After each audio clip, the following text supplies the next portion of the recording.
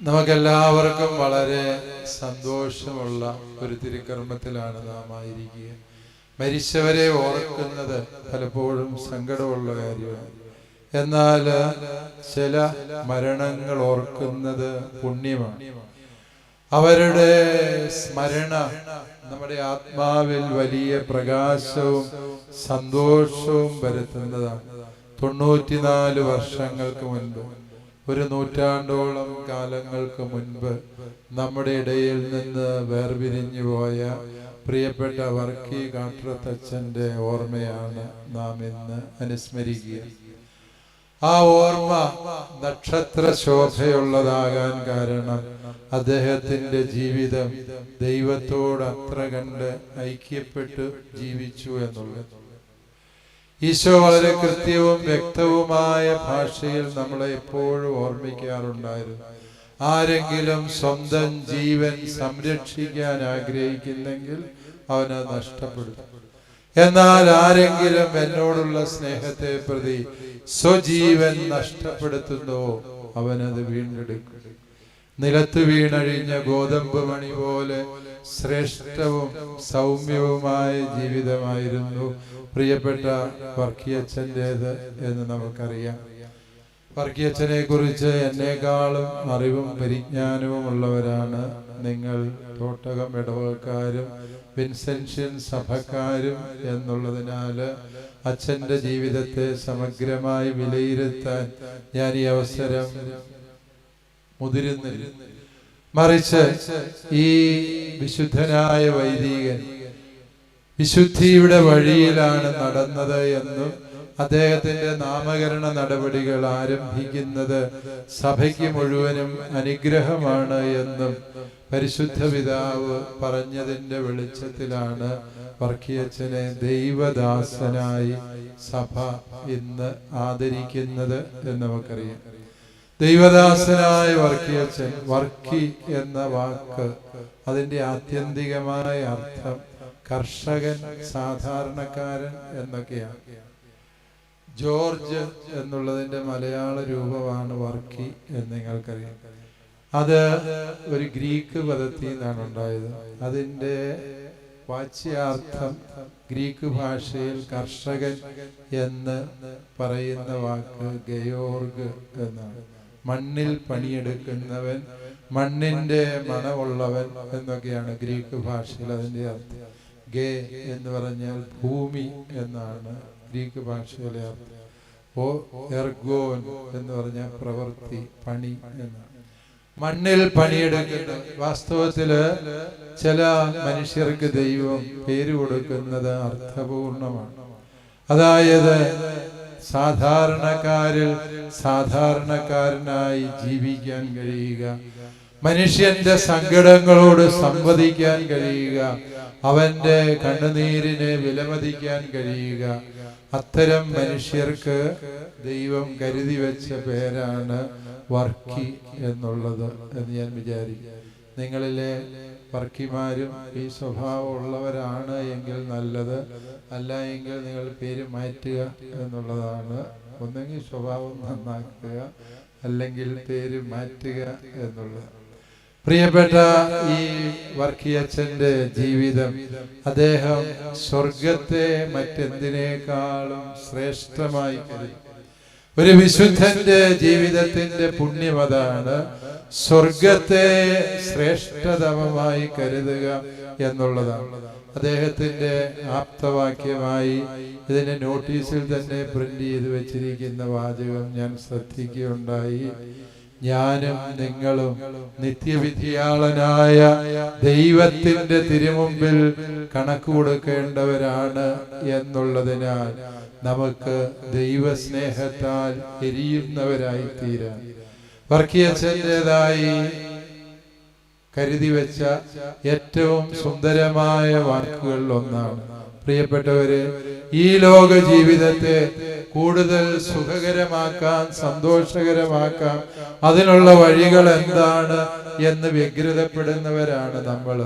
എന്നാൽ വിശുദ്ധർ എങ്ങനെ സ്വർഗ ജീവിതത്തെ ഉറപ്പുള്ളതാക്കാം, അത് അവകാശമാക്കി മാറ്റാം എന്ന് ഗൗരവമായി ചിന്തിച്ചിരുന്നവരാണ് എന്നുള്ളതാണ് സത്യം. അടുത്ത കാലത്ത് ആരോ എനിക്ക് അയച്ചു തന്ന ഒരു വാട്സപ്പ് കഥ ഞാൻ നിങ്ങളോട് പറയും. വാട്സപ്പിൽ കേട്ട കഥയായതുകൊണ്ട് അതിന് അത്രയും ആധികാരികതയുള്ളൂ. അതിൽ പറയുന്ന 90% വ്യാജമായ കാര്യങ്ങളാണെന്ന് നമുക്കറിയാം. എന്നാലും വല്ലപ്പോഴും ഒക്കെ സത്യം അതിനകത്ത് പറയുന്നുണ്ട്. അങ്ങനെ കേട്ട ഒരു കഥയാണ്. നിങ്ങൾക്ക് സ്വീകാര്യമാണെങ്കിൽ നിങ്ങൾ സ്വീകരിച്ചാൽ മതി. എൻ്റെ വീട്ടുകൾ ഒരു സന്യാസിയുടെ അടുക്കൽ ഒരു മനുഷ്യൻ ചെന്ന് ചോദിച്ചു, ഗുരു, എനിക്ക് ഒരിക്കലും മരിക്കാതിരിക്കാൻ എന്തെങ്കിലും വഴിയുണ്ട്? മരണം എല്ലാരെയും പേടിപ്പിക്കുന്ന ഒരു കാര്യം. ഒരിക്കലും മരിക്കാതിരിക്കാൻ എന്തെങ്കിലും വഴിയുണ്ട്? സന്യാസി കണ്ണടച്ചു പറഞ്ഞു, അതിന് വഴിയുണ്ടല്ലോ. ഈ മലയുടെ അപ്പുറത്തൊരു കുളമുണ്ട്. ആ കുളത്തിലെ വെള്ളം പോയി കുടിച്ചാൽ പിന്നെ ഒരിക്കലും മരിക്കുക.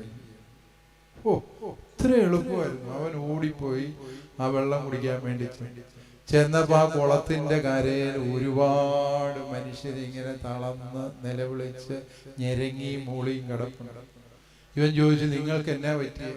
ഞങ്ങൾ ഈ കുളത്തിലെ വെള്ളം കുടിച്ചതാ, പിന്നെ മരിക്കുകയല്ല.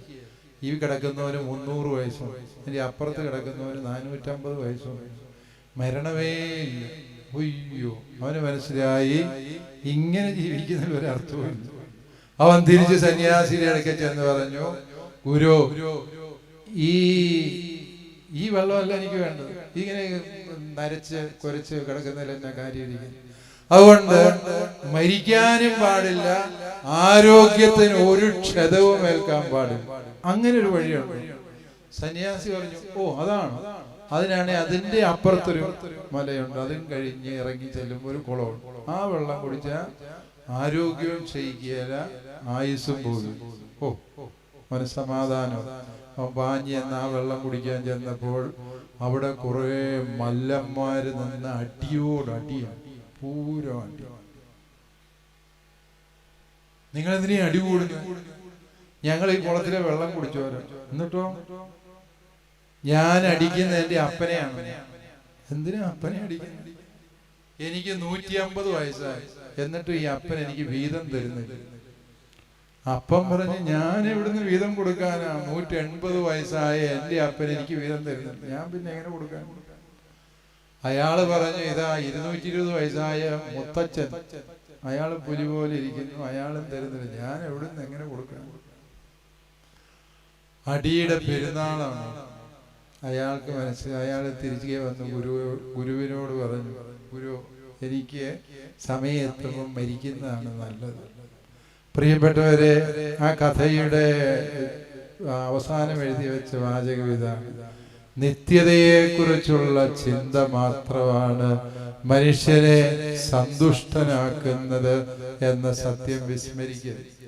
അതാണ് ഈശോ എന്ന് സുവിശേഷത്തിലും പറയുന്നത്. ഫരിസയരും സദൂക്കായരുടെയും പുളിമാവിനെ സൂക്ഷിക്കാൻ പറഞ്ഞപ്പോഴത്തേക്കും യുവന്മാർ വിചാരിച്ചു, മിക്കവാറും നമ്മൾ ആ മിച്ചം വന്ന 12 കൊട്ട എടുക്കാതെ വന്നതിന് ഈശോ ചൂടാകുന്നതായിരിക്കും. അവർക്ക് ഈ തീറ്റ എന്നുള്ള വിചാരവും. ചില മനുഷ്യർക്ക് എങ്ങനെയാ? തീറ്റ, സമ്പത്ത്, അവരുടേതായ പിടിവാശികൾ നടക്കണം, ഞാൻ പറഞ്ഞത് നടപ്പിലാകണം, ഞാൻ പിടിച്ച മുയലിന് 4 കൊമ്പുണ്ട് സ്ഥാപിച്ചെടുക്കുക. ഇങ്ങനെ ഈ പിടിവാശികളെ കൊണ്ട് നടക്കുന്ന മനുഷ്യരോടാണ് ഈശോ പറയുക, അത് പുളിമാവാണ്, അതൊരു തരം പുളിച്ച മാവാണ്, അത് അപകടകരമാണ്.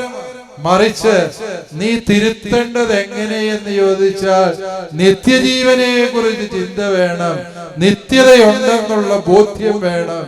നാം ഈ ഭൂമിയിൽ ജീവിക്കുന്നത് സ്വർഗത്തെ ലക്ഷ്യമാക്കിയാണ്. സ്വർഗത്തിലെത്താത്ത എല്ലാ ജീവിതവും പാഴായി പോകുന്ന ജീവിതമാണ് എന്ന പരമാർത്ഥത്തെ പ്രിയപ്പെട്ടവരെ നമ്മൾ മനസ്സിലാക്കണം. അതുകൊണ്ട് ഈ ഭൂമിയിൽ നമ്മുടേതായ പിടിവാശികളുടെ തടവറയിൽ പെട്ടുപോകും. ചില മനുഷ്യര് അവരുടേതായ പിടിവാശികളുടെ തടവറയിൽ പെട്ടുപോകുന്നവരും. പിടിച്ചെടുത്തുനിന്ന് പിടിയല്ല, കുരങ്ങ് പിടിച്ച പോലെ പിടിച്ചോണ്ടിരിക്കും. ഞങ്ങൾ ലുവേനി പഠിക്കുന്ന കാലത്ത് ഞങ്ങളുടെ കൂടെ പഠിച്ചിരുന്ന ടാൻസാനിയക്കാരായ കുറച്ച് അച്ഛന്മാരുണ്ട്. ഇവര് പറഞ്ഞു അവർ ഈ കുരങ്ങിനെ പിടിച്ചു തിന്നുന്നത്. കുരങ്ങിനെ പിടിക്കുന്ന സാങ്കേതിക വിദ്യ അവര് വികസിപ്പിച്ചെടുത്തിട്ടുണ്ട്. അതെങ്ങനെയാണ്? ഈ നമ്മുടെ നാട്ടിലെ തേങ്ങ പോലത്തെ ഒരു കായുണ്ട്, കട്ടിയുള്ള കായ. എൻ്റെ എന്തോ പേര് പറഞ്ഞ് ഞാൻ ഓർക്കുന്നു. ആ കായ്ക്കകത്ത് ഓറഞ്ചിന്റെ തൊലി ഒരു ഇട്ടു. ഒരു കുരങ്ങിന്റെ കൈ കഷ്ടി കിടക്കുകയുള്ളൂ. ഈ ഓറഞ്ച് തൊലിയുടെ മണം അടിച്ച് കുരങ്ങ് വരും. ഇതിനകത്തേക്ക് കൈയിട്ട് കഴിഞ്ഞാല് പിന്നെ കുരങ്ങ് പിടിച്ചതിൽ പോലെ നമ്മൾ പറയാമല്ലോ, കുരങ്ങിന്റെ കയ്യിൽ എന്തെങ്കിലും കിട്ടിയാൽ പിന്നെ അത് കൈ തുറക്കുകയല്ലോ, ബലമായി പിടി. അത് ഈ തേങ്ങായ്ക്കകത്ത് ഇത് വലിച്ചെടുക്കാൻ നോക്കും. ഈ കായ മരത്തെ കെട്ടി വെച്ചിരിക്കുകയാണ്, വലിച്ചെടുത്ത് അതും കൊണ്ട് പോകാൻ പറ്റിയ കുരങ്ങ് ആഞ്ഞു വലിച്ചു നോക്കും, പിടിയാണ്. ആ കൈ നിവർത്തിയാൽ അവന് സുഖമായിട്ട് കൈ ഊരിക്കൊണ്ട് പോകും. ജന്മം ചെയ്താൽ കുരങ്ങ് കൈ നിവർത്തിയാൽ കാത്തിരിക്കുന്നവന്മാര് വിറക് കൂട്ടിയും കൊണ്ട് ചെന്ന് കുരങ്ങിന്റെ തലയ്ക്കടിച്ച് അതിനെ കൊന്ന് തിന്നു. ഇതാണ് ടാൻസാനിയക്കാര്. നിങ്ങൾ വിചാരിക്കും ടാൻസാനിയൻ കുരങ്ങന്മാര് വെളിവില്ലാത്തവന്മാരാണ്, അതുകൊണ്ട് അതുങ്ങള് ജീവിതം പാഴാക്കിയെന്ന്. ടാൻസാനിയൻ കുരങ്ങന്മാരെക്കാളും കഷ്ടമാണ് നമ്മൾ പലപ്പോഴും. നമ്മുടേതായ പിടിവാശികളുടെ ഈ പിടിയൊന്ന് അയച്ചാല് നമുക്ക് എത്രയോ ലളിതമായി ജീവിക്കുക. നിർബന്ധ ബുദ്ധിയുടെ പിടിവാശികൾ നമ്മുടെ കുടുംബങ്ങളെ എത്രമേൽ അലോസരപ്പെടുത്തുന്നുണ്ട്, നമ്മുടെ ജീവിതങ്ങളെ എത്ര കണ്ട് സങ്കീർണവും ഭാരപ്പെടുത്തുന്നതുമാകുന്നു എന്ന് പ്രിയപ്പെട്ടവരെ നമ്മൾ ചിന്തിക്കുക. അതുകൊണ്ട് ഈശോ പറഞ്ഞു, നിങ്ങൾ ഫരിസേയരുടെ പുളിമാവിനെ സൂക്ഷിച്ചു കൊള്ളണം. ഫരിസേയരുടെ പ്രശ്നം എന്താന്ന് ചോദിച്ചാൽ, അവര് പറയുന്നത് മാത്രമേ ശരിയുള്ളൂ. അവര് പറഞ്ഞ നീളത്തിലും വീതിയിലും ഉയരത്തിലും കൃത്യമായെല്ലാം ചെയ്തെങ്കിലേ ശരിയാവൂ. അതിനപ്പുറത്ത് ഈശോ ചെയ്താലും അവർക്ക് ഇഷ്ടപ്പെടുക. ആ ഒരു നിലപാട് അപകടം ചെയ്യുന്ന നിലപാടാണ് എന്ന് പറയും. നിത്യതയെ കുറിച്ച് ബോധമുള്ളവൻ ഈ ഭൂമിയിൽ വിട്ടുവീഴ്ചകൾക്കും ക്ഷമിക്കാനും നിരന്തരം സന്നദ്ധമാകും എന്നുള്ള സത്യം ഓർക്കുക. പ്രിയപ്പെട്ട കാട്ടറത്തച്ഛന്റെ ജീവിതം നമ്മളെ പഠിപ്പിക്കുന്നതാണ്. ഒരു മനുഷ്യന് സ്വർഗത്തെക്കുറിച്ച് നിത്യതയെക്കുറിച്ച് ഉത്തമ ബോധ്യം വന്നു കഴിഞ്ഞാൽ ആ മനുഷ്യൻ തന്റെ ജീവിതത്തിന്റെ എല്ലാ നിർബന്ധ ബുദ്ധികളും ഉപേക്ഷിച്ച് ദൈവം നടക്കുന്ന വഴിയിലൂടെ അദ്ദേഹം നടക്കാൻ സന്നദ്ധമാകും എന്നതാണ് സത്യം. ഈ രൂപതയിലെ വൈദികനായി സേവനം ചെയ്യുന്ന വേളയിൽ സന്യാസത്തിനുള്ള വിളി തനിക്കുണ്ട് എന്ന് അദ്ദേഹത്തിന് മനസ്സിലായി. അവിഭക്ത ചങ്ങനാശ്ശേരി അതിരൂപതയിൽപ്പെട്ടതായിരുന്നു അദ്ദേഹത്തിന്റെ കുടുംബം എന്ന് നമുക്കറിയാം. ഇപ്പോഴത്തെ ചങ്ങനാശ്ശേരി പാലാ രൂപതകളിലെ പല പള്ളികളിലും അദ്ദേഹം വികാരിയായിരുന്നിട്ടുണ്ട്. അപ്രകാരം ഞങ്ങളുടെയൊക്കെ തറവാടുള്ള പള്ളിയിലെ വികാരിച്ചനായിരുന്നു ഈ കാട്ടറത്തച്ഛൻ. എൻ്റെ വല്യപ്പന് ഒക്കെ ഈ വന്യ വൈദികനെ കുറിച്ച് പറഞ്ഞ് ഞാൻ കേട്ടിട്ടുണ്ട്. അതുകൊണ്ട് അപ്രകാരമുള്ള ഈ കാട്ടറത്തച്ഛനെ കുറിച്ച് അറിയാവുന്ന എല്ലാവർക്കും നന്മകൾ മാത്രമേ പറയാനുള്ളൂ. ദൈവത്തെ കണ്ടവൻ അവൻ ഭാഗ്യപ്പെട്ടവൻ. അവനെ പിടിവാശികളിൽ സന്യാസത്തിന്റെ വഴിയിലേക്ക് ദൈവം വിളിച്ചപ്പോൾ ഇടവപ്പട്ടക്കാരനാണ് ഞാൻ, എനിക്ക് സന്യാസം വേണ്ടെന്ന് അദ്ദേഹം ചിന്തിക്കുന്നത്. ദൈവം നയിച്ച വഴിയിലൂടെ അദ്ദേഹം പോയി. 3 പേരുടെ കൂടെ ഇവിടെ താമസം തുടങ്ങി. കുറെ കഴിഞ്ഞപ്പോൾ അത് ശരിയാകുന്നില്ല എന്ന് തോന്നി അവര് പിരിഞ്ഞുപോയി.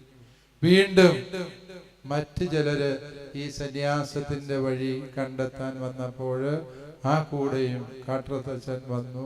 അവർക്ക് മാർഗനിർദ്ദേശങ്ങളുമായി ഒപ്പം നിന്നു. ദൈവം നയിക്കുന്ന വഴികൾ അതേതുമായിക്കോട്ടെ, ദൈവം ചിലപ്പോൾ മുമ്പോട്ടായിരിക്കും നയിക്കുക, ചിലപ്പോൾ ദൈവം നമ്മളോട് ഒരു ചുവട് പിന്നോട്ട് വയ്ക്കാൻ പറഞ്ഞെന്നിരിക്കും. ഇതൊക്കെയും ദൈവത്തിന്റെ പദ്ധതിയുടെ ഭാഗങ്ങളാണ് എന്ന് തിരിച്ചറിയാൻ കഴിയുന്നത് ഒരു മനുഷ്യന്റെ അന്തരാത്മാവിലെ വിശുദ്ധിയുടെ സാക്ഷ്യമാണ് എന്ന് പ്രിയപ്പെട്ടവരെ നമുക്ക് മനസ്സിലാക്കാൻ സാധിക്കും. അദ്ദേഹത്തിന്റെ വിശുദ്ധിയുടെ മറ്റൊരു ജ്വലിക്കുന്ന മാനം എന്ത് എന്ന് ചോദിച്ചാൽ വൃക്ഷത്തെ തിരിച്ചറിയുന്നത് ഫലത്തിൽ നിന്നാണ് എന്ന് ഈശോ അസന്നിഗ്ധമായി പറയും. അത് പരിശുദ്ധ ദൈവമാതാവിനെ കുറിച്ച് പറയാൻ നമ്മൾ ഉപയോഗിക്കുന്ന ഒരു വാക്കാണ്. നിന്റെ ഉദരഫലം അനുഗ്രഹീതം. മാതാവിൻ്റെ ദൈവീകതയുടെ തെളിവാണ് ഈശോ എന്ന അവളുടെ ഉദരഫലം എന്ന് നമുക്കറിയാം. പക്ഷെ അത് മാത്രമല്ല, വിശുദ്ധരായി ജീവിക്കുന്നവരുടെ കൈതൊട്ടതെല്ലാം ദൈവം ഐശ്വര്യമുള്ളതാക്കി മാറ്റും. അവർ നടക്കുന്ന വഴികളെ ദൈവം അനുഗ്രഹത്തിന്റെ പാതകളാക്കി മാറ്റും. അവർ വസിച്ച ഭവനങ്ങൾ തലമുറകൾക്ക് കൃപാദായകമായി തീരും.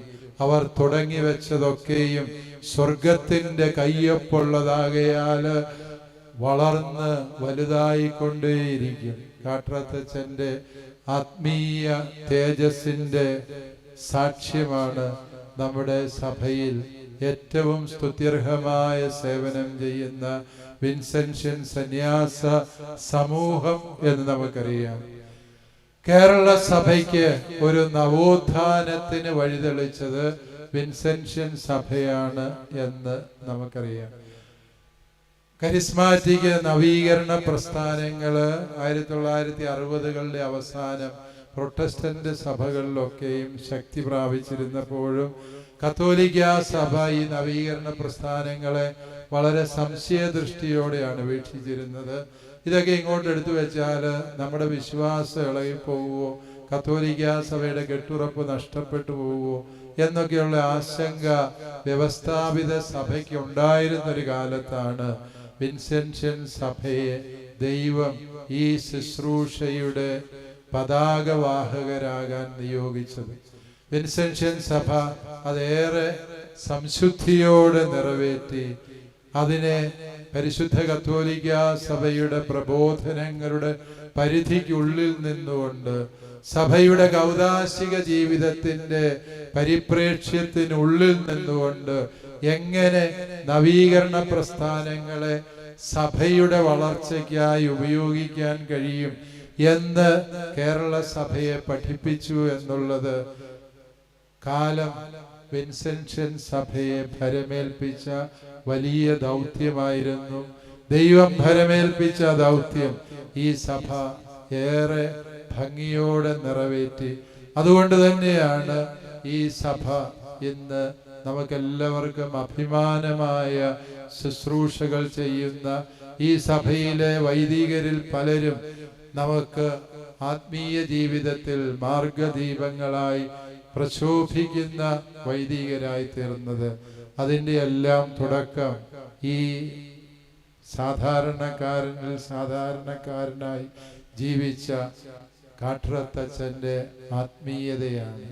അത് ദൈവം സ്പർശിച്ച കരങ്ങളായിരുന്നു കാട്രത്തച്ഛൻ്റെത്. അതുകൊണ്ട് അച്ഛൻ തൊട്ടതെല്ലാം വിശുദ്ധമാക്കി. അച്ഛൻ കണ്ട സ്വപ്നങ്ങളൊക്കെയും നിറവേറ്റാൻ ദൈവം പരിശുദ്ധ മാലാഖമാരെ അച്ഛനോടൊപ്പം നിയോഗിച്ചിരുന്നു. മരണശേഷവും ആ വിശുദ്ധ താപസന്റെ ജീവിതത്തിന്റെ നന്മയും പുണ്യവും നാൾക്ക് നാൾ വളരുന്നതല്ലാതെ കുറയുന്നില്ല എന്ന് നമ്മൾ തിരിച്ചറിയുന്നു. പ്രിയപ്പെട്ടവരെ, പുണ്യശ്ലോകനായ ഈ വന്യവൈദികന്റെ കബറിടത്തെങ്കിൽ പരിശുദ്ധ കുർബാന അർപ്പിക്കാൻ കഴിയുന്നത് ഒരു പുണ്യവും ഭാഗ്യവുമായി ഞാൻ കരുതുന്നു. നിങ്ങൾ ഈ ദേശത്തുള്ള മനുഷ്യര് വളരെ ഭാഗ്യമുള്ളവരാണ്. കാരണം വിശുദ്ധനായൊരു വൈദികന്റെ പാദസ്പർശം വീണമെന്ന് ഭാവിയിലെ ഭരണജ്ഞാനം പോലെ ഈ തോട്ടകം ഇടവക വിശുദ്ധനായ വൈദികന്റെ സാന്നിധ്യം കൊണ്ട് അനുഗ്രഹീതമാകും എന്ന് മാത്രമല്ല, അദ്ദേഹത്തെ അൾത്താരയിൽ വണങ്ങുന്ന നാളുകൾ വിദൂരമല്ല. അതിനായി നമുക്കെല്ലാവർക്കും പ്രാർത്ഥിക്കാം. സ്വർഗത്തിൻ്റെ വലിയ ഇടപെടൽ, വെളിപ്പെടുത്തൽ ഈ കാര്യത്തിൽ വേഗത്തിലുണ്ടാകാൻ നമുക്കെല്ലാവർക്കും ഈ പുണ്യദിനത്തിൽ നിയോഗം വെച്ച് പ്രാർത്ഥിക്കാം. ഈ തങ്ങളുടെ സ്ഥാപക പിതാവിൻ്റെ ഈ സ്മരണദിനം ഏറ്റവും സ്തുത്യർഹമായ രീതിയിൽ അർത്ഥപൂർണമായി ആചരിക്കുന്ന വിൻസെൻഷ്യൻ സന്യാസ സമൂഹത്തോട് കേരള സഭയ്ക്കുള്ള നന്ദിയും സ്നേഹവും ഒരിക്കൽ കൂടി അറിയിച്ചുകൊണ്ട് പിതാവിൻ്റെയും പുത്രൻ്റെയും പരിശുദ്ധാത്മാവിൻ്റെയും നാമത്തിൽ